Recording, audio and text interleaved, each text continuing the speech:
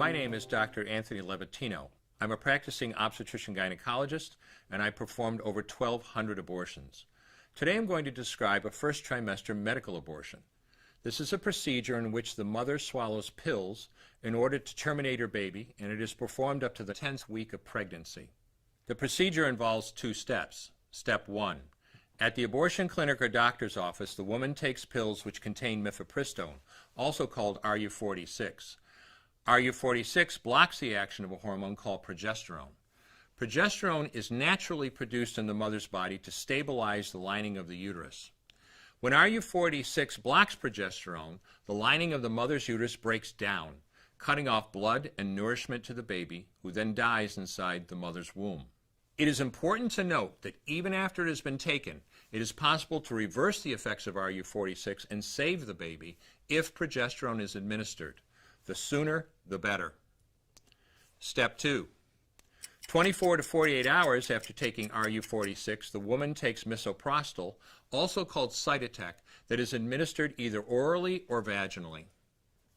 RU46 and misoprostol together cause severe cramping, contractions, and often heavy bleeding to force the dead baby out of the woman's uterus. The process can be very intense and painful, and the bleeding and contractions can last from a few hours to several days. While she could lose her baby anytime and anywhere during this process, the woman will often sit on a toilet as she prepares to expel the child, which she will then flush. She may even see her dead baby within the pregnancy sac. At 9 weeks, for example, the baby will be almost an inch long, and if she looks carefully, she might be able to count the fingers and toes.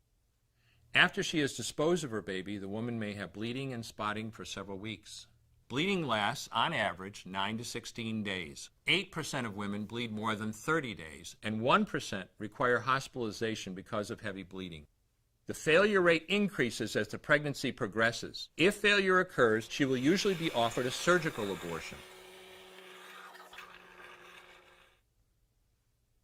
For the mother, medical abortion often causes abdominal pain, nausea, vomiting, diarrhea, headache, and heavy bleeding. Maternal deaths have occurred, most frequently due to infection and undiagnosed ectopic pregnancy. As I mentioned at the beginning, I'm Dr. Anthony Levatino, and in the early part of my career as an OBGYN, I performed over 1,200 abortions. One day, after completing one of those abortions, I looked at the remains of a preborn child whose life I had ended, and all I could see was someone's son or daughter. I came to realize that killing a baby at any stage of pregnancy for any reason is wrong. I want you to know today, no matter where you're at or what you've done, you can change. Make a decision today to protect the preborn. Thank you for your time. I will no longer do any more abortions. When you finally figure out that killing a baby that big for money is wrong, that it doesn't take you too long to figure out it doesn't matter if the baby is this big or this big or this big or maybe even this big, it's all the same. And I haven't done any since then, and I never will.